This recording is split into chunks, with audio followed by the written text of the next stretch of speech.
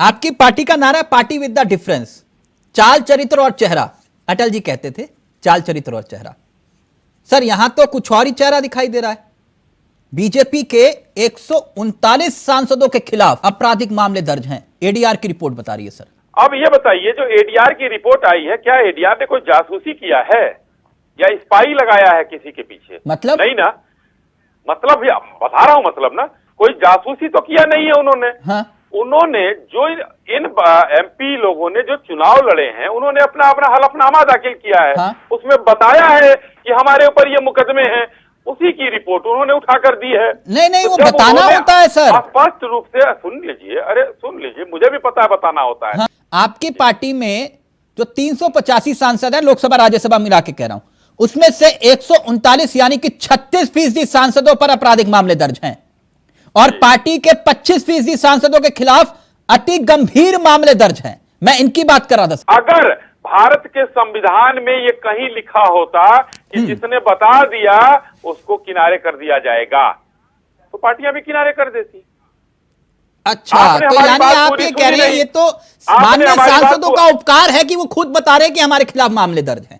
एकदम उपकार नहीं है। हाँ। वो उनकी संवैधानिक मजबूरी है, वो संविधान में बदकर बता रहे हैं। जी सर, मैं यही कह रहा हूं, हमें मालूम तो होना कि हमारे माननीयों के खिलाफ कौन कौन से मामले दर्ज हैं। सुन लीजिए, नहीं, नैतिकता की बात होती है ना सर। नहीं, सुन लीजिए, इतनी मैं नैतिकता पर भी आ जाऊंगा, अपने आप नैतिकता भी आ जाएगा हमारे जवाब में। नहीं नैतिकता, क्योंकि हमने तो उस पार्टी को देखा है जिसके चेहरे अटल जी रहे और कहा एक वोट की बात आई तो बोला मैं ऐसी सत्ता को चिमटे से भी नहीं छूऊंगा, बोला था ना अटल जी ने।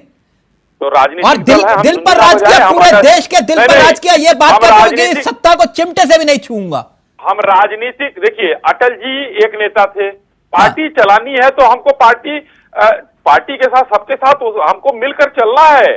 अच्छा, मतलब हम मंदिर चले जाएंगे, आपने खुद स्वीकार कर लिया अटल जी की बीजेपी अलग थी और आपकी बीजेपी अब जो है वो अलग है, आप ये कह रहे हो? नहीं, हमारी बीजेपी और अटल जी की बीजेपी, आप अपने शब्द हमारे मुंह में मत डालिए। नहीं सर, आप ही ने तो कहा अटल जी की उस वक्त का दौर अलग था। या तो तिलक जी, या तो आप बोल लीजिए या मुझे बोल। नहीं शायद आप मुझे समझा रहे, नैतिकता का कोई मतलब नहीं। अरे सुनिए, तो संविधान से चलेगा कि नैतिकता से देश चलेगा? अच्छा ठीक सर, ठीक है। और सच्चाई यही है कि हिंदुस्तान में, मैं अभी भी कहता हूं कि जो लोग भी आपराधिक मुकदमे में हैं, एडीआर ने अपना रिपोर्ट दिया है, भारतीय जनता पार्टी किसी भी अपराधी को अपने दल में रखने के पक्ष में नहीं है।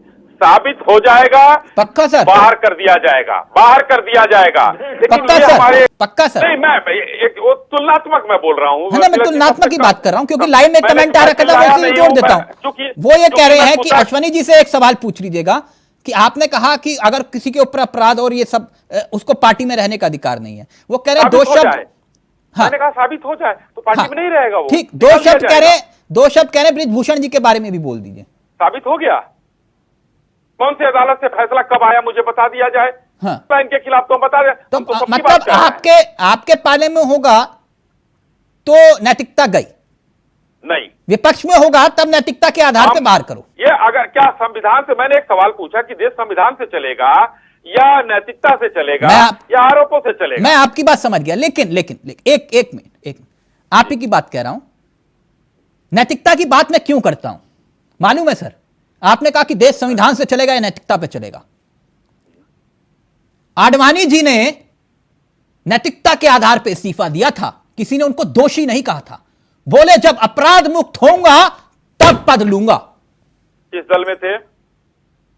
मैं वही तो कह रहा हूं, आप मुझे नैतिकता का पाठ बता रहे हैं। मैं आप ही से तो पूछ रहा हूं सर, गलत तो नहीं कह रहा। अटल जी का आपने अटल जी का उदाहरण दिया, अटल जी का भी दिया, आडवाणी जी का भी दिया मैंने आपको। आडवाणी जी ने कहा था कि नैतिकता के आधार पर मैं इस्तीफा देता हूं, जब अपराध मुक्त हो जाऊंगा तब पद लूंगा। गलत तो नहीं कहा? यही कहा था ना? हाँ, यही कहा। हाँ, तो ये होती है सर नैतिकता। संविधान ने नहीं लिखा था कि आडवाणी जी को इस्तीफा देना है। आडवाणी जी ने स्वेच्छा से कहा कि मैं पद पर नहीं रहूंगा, दोष मुक्त होऊंगा तब आऊंगा, और वो आए। आप बोलिए सर, या तो वो वाली बीजेपी थी या ये वाली बीजेपी थी? बोलिए। नहीं, वो वाली और ये वाली की बात नहीं है। क्यों? 13 दिन की सरकार गिरी हमारी, 13 दिन की सरकार एक ओर से गिर गई। अटल जी ने जो कहा था वो आज का दिन होता तो नहीं गिरता। वो एक मतलब मानते हैं आप? लेकिन जब सामने कौरवों की सेना खड़ी हो तो उनको लड़ने के लिए गीता में कृष्ण भगवान ने अर्जुन को क्या कहा था? भूल जाइए कौन है आगे।